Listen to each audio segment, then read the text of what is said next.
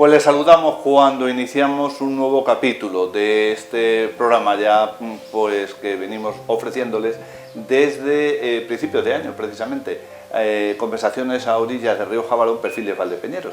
Y hoy tenemos a un gran valdepeñero que va a compartir estos minutos con todos los telespectadores y con nosotros, por supuesto.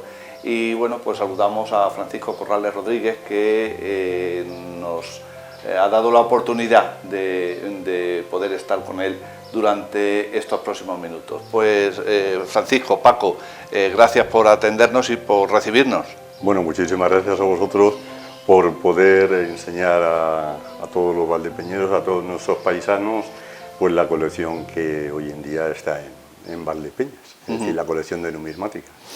Pues Francisco es un gran divulgador de la historia y de la numismática, como él acaba de decir, pero vamos a retrotraernos un poquito al nacimiento de Francisco de Paco, nacido en Valdepeñas, ¿verdad? Nacido en Valdepeñas en el año 1952, en la calle La Unión, en el 102 de entonces.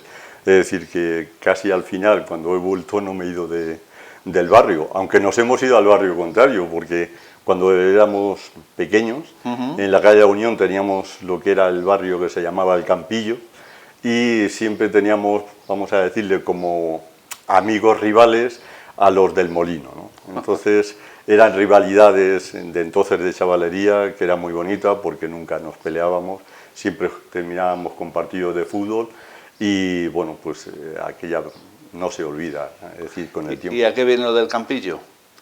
Pues es que no lo sé, era porque donde hoy en día existen, donde antes estaba la tienda de Lorenzo y la travesía, me parece que donde terminaba la molineta, en todo ese espacio había como una especie de campo de fútbol pequeñito, es decir, de unos 200 metros aproximadamente, y ahí era donde los chavales pues jugábamos al fútbol, jugábamos al mocho, se jugaba la tángana a las personas mayores, etcétera. Es decir, que se desarrollaban todos los tipos de juego que entonces en aquella época pues teníamos el placer de poder jugar. ¿Y tienes buenos recuerdos, Paco, de tu infancia, de tu juventud?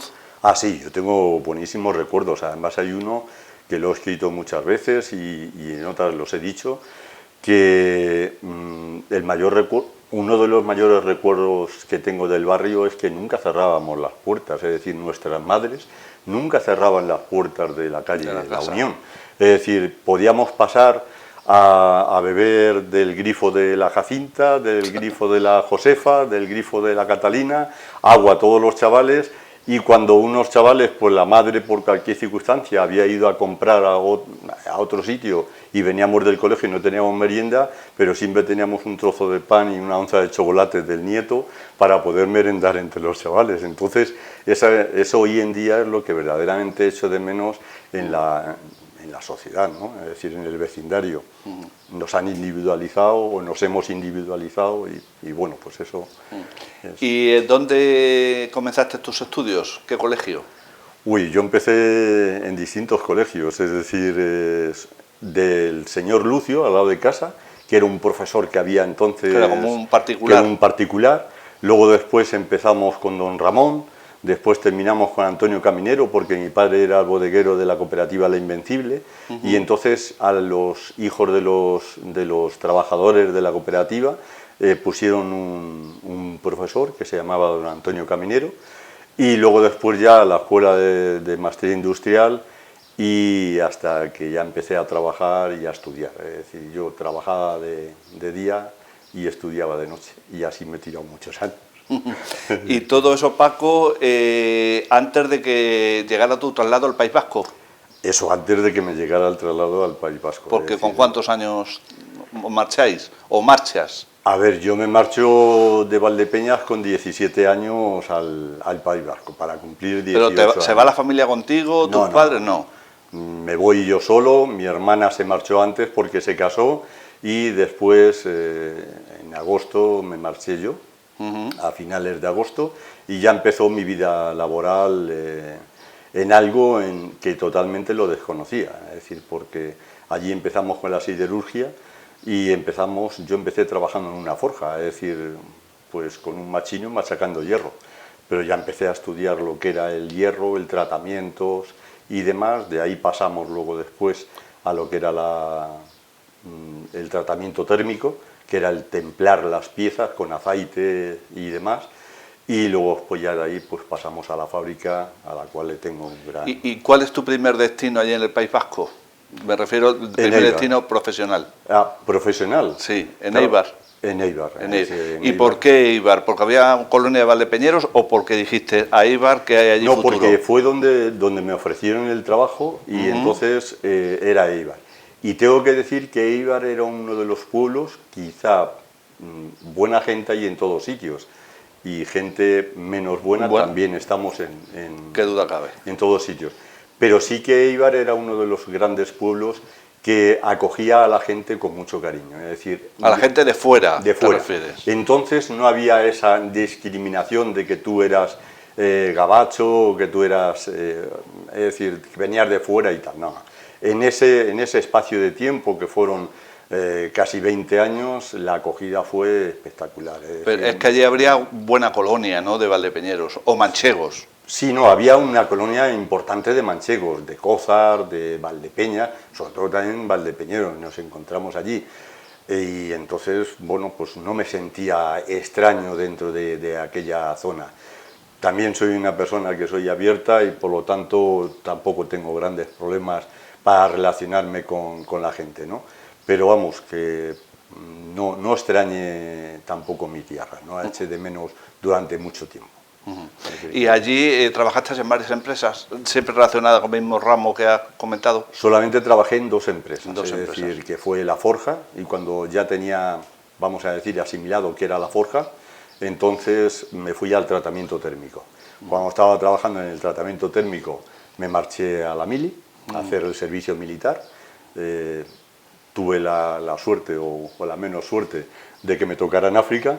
Me marché a África, con lo cual no pude venir a España otra vez durante casi 1 año y 5 meses. Me pilló además uno de los momentos peores, que fue cuando lo de la Marcha Verde, había problemas y demás, con lo que me alargaron la mili casi otros 3 años, o sea, 3 meses 3 meses más. Con lo cual, bueno, pues... Y ya cuando volví, inmediatamente ya pasé a la única empresa que luego después he estado durante 36 años ininterrumpidamente en la empresa. Y en esa empresa ya diríamos que te jubilas. En esa empresa es la que me jubilo, es decir, me jubilo efectivamente. Cuando ya viene la crisis, la última crisis del año 2008-2009, hubo que hacer una reestructuración de la empresa y entonces, bueno, pues tomo la decisión de venirme, porque o venirme prejubilado o marcharme a ocupar el puesto a Vigo, a la empresa de Vigo. Yo trabajaba en el grupo GKN, una multinacional, Driveline, y entonces, bueno, pues tomé la decisión de venirme. ¿Y todo eso en Eibar o cambias de ubicación? No, cambio de ubicación. Es decir, de Eibar pasamos luego después, puesto que como estaba mi hermana, lo que hicimos fue comprar las viviendas juntas. Y entonces la tuvimos que comprar en Ermua, porque Eibar era, vamos a decir, económicamente bastante imposible de poderse hacer con 2 viviendas. Y entonces nos trasladamos a Ermua. Sin embargo, la empresa pasa desde Eibar a Zumaya. Y entonces empezamos a trabajar en Zumaya, es decir, en una gran empresa. Bueno, en ese tiempo conocerías, si no la conocías antes, a la que luego fue tu mujer. Y no sé si tu hijo nació allí, o ya la conocías aquí. La conocía aquí, es decir, el padre de Carmina era el que trabajaba en Muebles Pacheco, el que arreglaba las tapicerías de las sillas. Y cuando yo me marché allí éramos novios aquí. Nosotros somos novios desde que teníamos 16 años. Eso te iba a decir, pues si te fuiste con 17, 18 y ya te ibas novio... No, ya éramos novios entonces, y fue cuando nos marchamos, vamos a decir, ella inauguró además el Hospital de Valdepeñas el 23 de febrero del año 1973, me parece que fue. Y bueno, pues una vez que decidimos casarnos, después de venir del servicio militar, pues ya se vino, nos fuimos entonces los dos allí. Se fue contigo. Y bueno, y allí hemos desarrollado toda nuestra vida, tanto laboral como ella trabajando en el ambulatorio de Eibar y yo pues llevando la logística, la dirección de la logística de la empresa. Y allí nace tu hijo, o vuestro hijo. Bueno, allí se elaboró, medio se fabricó. Es decir, parece una esta, pero, ¿cómo diría yo? Me parece como que lo digo con mucha prepotencia, pero no es así. Siempre he querido en mi tierra y cuando Carmina fue a dar a luz, entonces vino a Valdepeñas. O sea que decidís que viniera aquí para que vuestro hijo naciera en Valdepeñas. En Valdepeñas. Porque ya hemos dicho que también es valdepeñera. Efectivamente. Dio a luz en el hospital donde ella trabajó, dio a luz en paritorios donde ella además empezó a desarrollar su trabajo y bueno, pues aunque nació en Valdepeñas. Lo único, luego os regresáis de nuevo allí. Regresamos otra vez allí Hermua. y efectivamente. Y bueno, en Hermua es cuando surge, Paco, esa afición tuya por la historia, por la numismática, o allí todavía no se había despertado todavía este aspecto. No, sí o sea, esto se desarrolló cuando nos casamos, Carmina y yo, y Carmina llevaba una Que por cierto os casasteis aquí. Nos casamos en Vinisteis Valdepeñas. a casaros Claro, a Valdepeñas. eso es. ¿Dónde os casasteis? En la parroquia de la Asunción. De la Asunción. ¿Y quién nos casó? Sí. ¿Quién nos casó? Nos casó don... Si recuerdas. Don Napo. Don Napo, perfecto. Que fue quien nos casó en aquella época.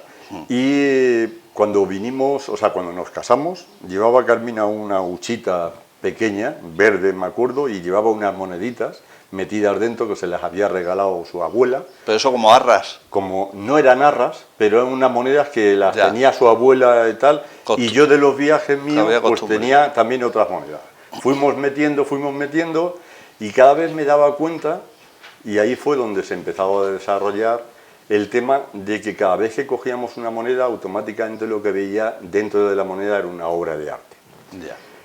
Como lo que no hicimos fue empezar a buscar las monedas siempre de la misma moneda en distintos años, sino que lo que íbamos haciendo era recuperar monedas, empezamos luego después un poco a clasificarlas, o bien por idiomas, por escrituras me refiero, o bien por catedrales, o bien por políticos, y entonces lo que íbamos, o bien por cuadros de distintos pintores, y entonces me iba dando cuenta que verdaderamente la obra de arte estaba dentro de lo que era la propia moneda, porque así, bueno, pues se desarrollaba un arte troquelista que a mí personalmente me llenaba y me llamaba la atención. Y así fue cuando empezamos a coger cada vez más monedas. Y Fíjate luego, qué cosa más curiosa. O sea, que pues, no estaba ni previsto, ni habéis no teníais estaba, intención. Ni teníamos si no tampoco hubiera tenido intención. esas monedas para el día que se casa, pues te hubiera dedicado a coleccionar, a lo mejor, yo qué sé, botellas de vino, por decir algo. Y de hecho es que tenemos unas arras que están dentro de la colección, porque, como sabéis, las arras siempre es un mensaje precisamente de...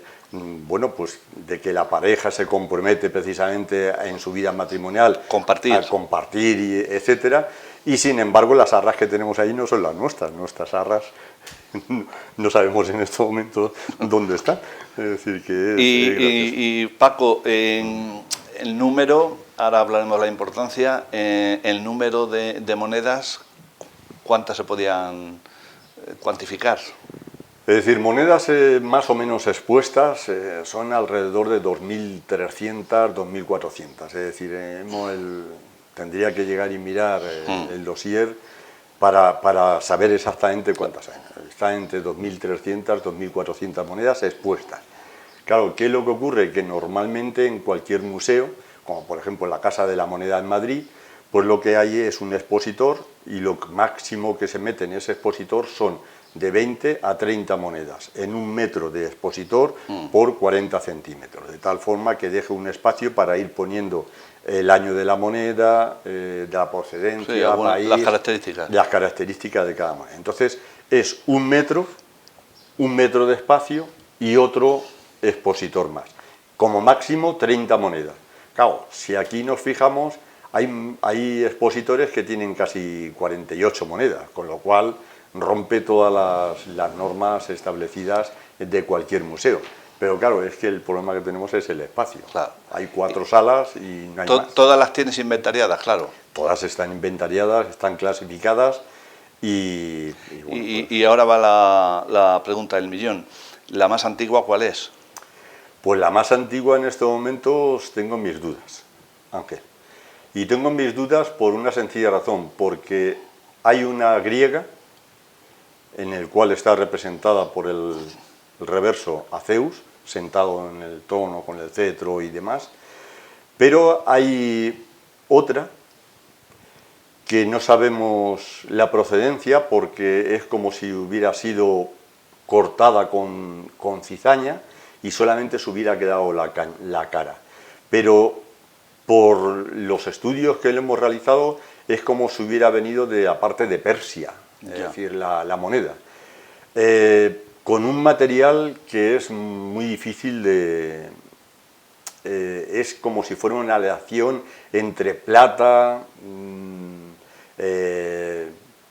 platino, no se sabe ni de qué, cuál es la composición, porque además tampoco queremos romperla y analizarla. Claro. Sería fácil llegar y llevarla a los laboratorios y que no... Te darían el ADN ya mismo. Efectivamente, pero no lo hemos hecho y entonces entre esas dos está la más antigua. ¿Y la que más trabajo te ha costado conseguir? La que más trabajo me ha costado conseguir, pues la que más trabajo me ha costado conseguir fueron las de Badía. Es decir, las onzas de Badía, que son los... porque es un troquelista cuyo troquel lo hace a mano, no está hecho con láser, y entonces las monedas son difíciles de conseguir. Y de hecho es que hoy por hoy Badía ya no troquela monedas y nos hemos quedado sin uno de los mejores troqueladores de monedas del mundo, en onzas de plata, y que esas son las que más trabajo nos ha costado por la envergadura que tiene, ¿no? Es decir, porque la moneda en sí pues tiene los mejores cuadros de Picasso, o sea, perdón, de Goya, de Velázquez, de... ¿Y la más anecdótica? La más anecdótica de todas es una que luego después la vamos a ver, que son los Reyes Católicos. La cara exacta de los Reyes Católicos. Es decir, la cara exacta de los Reyes Católicos están en el Museo de la Marina de Madrid, en el Paseo de la Castellana. Sí, en el Museo Naval, ¿no? Eso es, en el Museo Naval. Y hay dos cuadros de Fernando y de Isabel, y esas son la cara auténtica verdaderamente de lo que eran los Reyes Católicos. Después han hecho otros cuadros, pero bueno, han sido más retocados. Y esa, sin embargo, es la que está representando la cara exacta de los dos. No me pregunte de qué material es porque le pasa como a la otra. Es decir, por lo que es el anverso, tiene la cara de Fernando y Isabel, los Reyes Católicos, por el reverso tiene su escudo auténtico, y el material no tenemos ni idea, es decir, de qué tipo de material, porque la coges y es un tipo parecido al aluminio o algo así, podría ser una medalla. Y pero no es. Para concluir la primera parte de la entrevista, ahora con tu permiso, cambiamos un poco de escenario dentro de esta casa museo. ¿Te cuesta mucho conseguir las monedas? Habrás hecho también una inversión importante, ¿no? Vamos a ver, te contesto a lo primero. Es decir, tenemos la suerte de tener unos proveedores como es Numismática Bilbao, y la otra es otra numismática de Barcelona, pero sobre todo Blanca, que es la gerente de Numismática Bilbao, y es la que verdaderamente nos prevé de todas las monedas que tal. Si le echáramos un vistazo a todas las monedas, absolutamente a todas, es decir, las originales de las monedas únicas y específicas tienen que estar siempre en los museos municipales, provinciales, nacionales, etcétera, Y luego después los coleccionistas lo que teníamos que hacer es de aquellas que no podíamos tener más copias, sacar una copia auténtica y como ocurre en cuadros y como ocurre en otro tipo de cosas. Y tener moneda romana, porque yo tengo moneda romana, tengo moneda íbera, pero son de las que normalmente vas a cualquier museo y ya están en los museos. Es decir, y estas sí que son proveídas por Blanca, por numismática tal. Porque es cierto que no ha habido vez que no hemos hecho una exposición de monedas que no me hayan pedido documentación de las monedas. Es decir, no de todas, sino de ciertas monedas. El DNI. Eso es, de cada moneda, que me parece perfecto que lo pidan, porque lo que no se puede llegar y aceptar es la expoliación por expoliar monedas. Es decir, yo sí que puedo tener la satisfacción de poder enseñar nuestro pequeño museo a todas luces y a quien sea, ¿no? Porque todo está legalizado, todo está documentado. documentado. Y detrás de ti, Ángel, tienes uno de los documentos, precisamente ese vino de Estados Unidos, garantizando que parte de todas las monedas que están aquí de la época romana son totalmente legales y totalmente... ¿Eso te da tiempo? Bueno, ahora a lo mejor te da algo más de tiempo, como ya estás jubilado, pero ¿tienes otras aficiones o has tenido? Bueno, aparte de esta, tengo, la pintura, la lectura, la escritura, la divulgación histórica. La divulgación histórica, leer mucho, eso sí. Es decir, y bueno, de vez en cuando también solemos dar alguna que otra conferencia. Y lo que sí hacemos es reunirnos algunos grupos de personas pues para hablar, no chillar nunca, sino hablar de distintos temas pues relacionados con la música, con el flamenco, con la política, con tal, y bueno, pues dar distintas opiniones, que eso siempre es bueno. Sí, intercambio de opiniones. Efectivamente. Bueno, Francisco Corrales, si nos permites, pues vamos a cambiar de escenario, vamos a hablar más cosas tan interesantes como las que hemos tenido en esta primera parte de la entrevista. ¿Te parece? Me parece perfecto. Pues vamos a ello. Muchísimas gracias.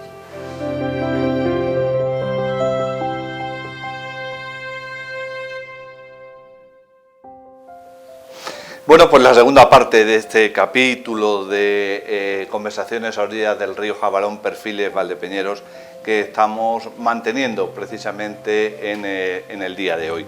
Y bueno, hemos visto también, Paco, un buen número de figuras y esculturas. También te gusta el coleccionarlas. En principio sí, es decir, es para seguir aumentando la obra del museo. Lo que pasa es que, claro, si tú entras a este museo, a cualquiera de las salas que entres, y te encuentras con que la sala está llena de monedas y pequeñas, es decir, lo que te hace es saturarte de monedas enseguida. Es decir, pues muy bien que te lo expliquen, cuando ya tengas vistas 50 monedas, al final terminas con un aburrimiento bastante grande. Entonces, ¿qué es lo que hicimos? Pues empezar a hacer copias de verdaderas obras de arte para adjuntarlas aquí. Es decir, como hemos dicho anteriormente, las obras de las originales tienen que estar en los museos y nosotros lo que hemos hecho ha sido solicitar que nos hagan las copias exactamente y es decir, en proporciones que nos quepan aquí. Y así tenemos pues a los sumerios con las primeras escrituras que los tenemos detrás de ti, es decir, la sepultura de la tumba del rey Pacal que la tienes detrás, o en la parte de aquí de este lado que tenemos la piedra Roseta, es decir, que si la bajáramos y empezáramos a leerla y supiéramos leer tanto en jeroglífico egipcio como en griego o en arameo, pues se puede leer perfectamente. Y así lo que hemos ido haciendo ha sido dotando el museo de monedas y de obras. Es decir, tenemos copias de la Piedad de Miguel Ángel, el Moisés de Miguel Ángel y, bueno, pues cuadros como por ejemplo el que tenemos en la sala de atrás de Alfonso, de un valdepeñero, en donde está representada toda Valdepeñas cogido desde lo que era la gozadera. Es decir, y luego pues también tenemos otro de los cuadros de la iglesia del Cristo cuando estaba el primer cementerio, es decir, en el año 1835. Bueno, el primer cementerio no miento, el segundo cementerio, que el primero es el que se descubrió últimamente en el suelo de la Asunción. Es decir, y es por eso por lo que... Pero aparte de ello, Paco, hemos visto también algunas reproducciones de esculturas valdepeñeras. Sí, claro, tenemos, es decir, cada vez que nos solicitan que hagamos o que ayudemos a hacer una exposición en cualquiera de los pueblos donde nos solicitan o en las capitales, siempre pregunto dos cosas, si tenemos una vitrina de expositor o tenemos dos. Si me dicen que tenemos dos, no tengo problema, me llevo una de exposición de monedas y de tal, y la valdepeñera. Pero si solamente tenemos un solo expositor, ponemos la valdepeñera. Es decir, sí que tenemos el molino, tenemos la parroquia de la Asunción, la puerta del vino, tenemos los obeliscos, la Ñ, es decir, algunas de ellas, gracias al ayuntamiento, que al solicitarlas para el museo nos las han concedido, a lo cual le doy las gracias a todo el ayuntamiento, es decir, a la corporación municipal, por habernosla concedido. Es decir, hay momentos en el que están puestas en un sitio, otras están expuestas en otro, porque no todo está puesto en las 4 salas. Es decir que... Y también hemos visto, aparte que ya la conocíamos, tu afición taurina. Bien, sí, yo efectivamente también me gustan los toros. He tenido la satisfacción en mi vida primero de ir con mi padre a los toros y me llevaba. ¿Te refieres a la Plaza de Toros de Valdepeñas? A la Plaza de Toros de Valdepeñas. Y luego después, segundo, porque yo pertenecí, siendo niño, a la banda de música del maestro Ibáñez, tocaba el bajo, y entonces pues íbamos a la plaza a tocar, y sí que he tenido la gran suerte en mi vida pues, de ver a Antonio de Menida, a Jaime Hostos, es decir, a Morenito en Maracay, poner aquel famoso par de banderillas que se quedó enconado. Es decir, que ha habido cosas que sí que es cierto que mi padre me las ha inculcado, como ha sido el aprender todos los palos del flamenco, el por lo menos distinguirlos y apreciarlos, y los toros. Es decir, que han sido las dos cosas y el vino, sobre todo el vino. Vamos, que más en Valdepeñas diríamos que imposible. Bueno, se ha hecho lo que se ha podido. Oye, por representar a la tierra. ¿Y qué recuerdas entonces de tu paso por la banda? Entonces sería muy distinto ahora, claro. Bueno, era muy distinto vamos a ver, entonces había una gran banda en Valdepeñas, es decir, yo recuerdo de Juan Pedro, del Trompeto, de Zacarías. Sí, yo era un crío, tendría entonces 13 o 14 años. Recuerdo y empecé llevando la bandera, después toqué los platillos porque cuando se ponía alguien enfermo y las pocas veces que se ponía, por suerte. Y luego después ya toqué el bajo en la banda con clave de fa y bueno, pues con el maestro Ibáñez. En sí, lo mismo que el grupo Trascacho, tuve la satisfacción de hacer una invitación en Hermoa, en la Casa Cultural de Castilla-La Mancha, y fueron a hacer la representación de la alegoría de Juan Alcaide, con otra obra más. La banda de música de Valdepeñas también fue invitada y ha ido a Hermoa, estuvo con nosotros durante 2 veces, es decir, que estuve hablando con el maestro, con Antonio en aquella época, y efectivamente estuvo allí con nosotros, durmiendo en la universidad laboral, que por suerte pues teníamos muchísima relación Universidad Casa Cultural de Castilla-La Mancha. ¿Y qué responsabilidad tenías en la Casa Cultural de Castilla-La Mancha? Pues en principio fui el fundador, junto con Carmina y con otro grupo de manchegos. Después fui el presidente durante 8 años. Después ya no quise ser, ya me marché ya de ser presidente, porque pienso que los cargos, cuando se llevan mucho tiempo, ya no se desarrollan de la misma forma, con la misma ilusión, y entonces hay que apartarse y dejar a otros. Lo que no se puede dejar aparte es la propia casa, ¿no? Es decir, hay que seguir pues trabajando por la cultura de Castilla-La Mancha, etcétera, etcétera. Entonces, creo que luego después, si os parece, vamos a ver algún libro de la Casa Cultural de cuando se inauguró.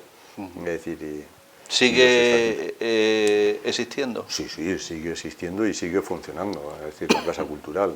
Aquello se dejó con unos pilares bastante buenos. ¿Qué es lo que ocurre en este momento? Pues que muchísimos de los fundadores y socios de la Casa Cultural ya nos hemos jubilado y lo que hicimos fue volver a nuestros pueblos, a Cózar, a Solana, al Moral, a otros sitios, ¿no? Y entonces, bueno, pues como ya no hay, por suerte, emigración hacia Euskadi, pues la poca gente que va quedando allí son los que van manteniendo la casa con muchas dificultades, porque no es lo mismo 100 personas trabajando para la casa que ya cuando quedan 45, 20, que pues bueno, las obras de teatro ya no se pueden representar, los grupos de musicales para cantar los mayos tampoco. Es decir, el equipo, nosotros teníamos la cicloturista más importante de España, la de Federico Martín Mamonte, que iba allí todos los años y se hacía el recorrido, es decir, el famoso recorrido de la subida a Arrate, en donde se recordaba a Mamonte, es decir, la subida aquella famosa a Arrate donde se bajó para comer los helados y demás cosas, y era muy interesante. Es decir, que guardas, por lo que me estás diciendo, Paco, muy buenos recuerdos de esa casa cultural de Castilla-La Mancha. Claro, si aquello es como si fuera mi hijo, ¿no? O sea, la casa al final la fundamos nosotros, la fundamos nosotros entre todos los castellanos manchegos, es decir, no solamente yo solo. Es decir, fuimos el grupo, además en un momento donde las cosas ya no eran tan fáciles, lo mismo que he dicho anteriormente, que Éibar era uno de los pueblos, bueno, Éibar y otro sitio donde yo he estado, eran de los pueblos que acogían muy bien a la gente. Después sí que hubo dificultades serias.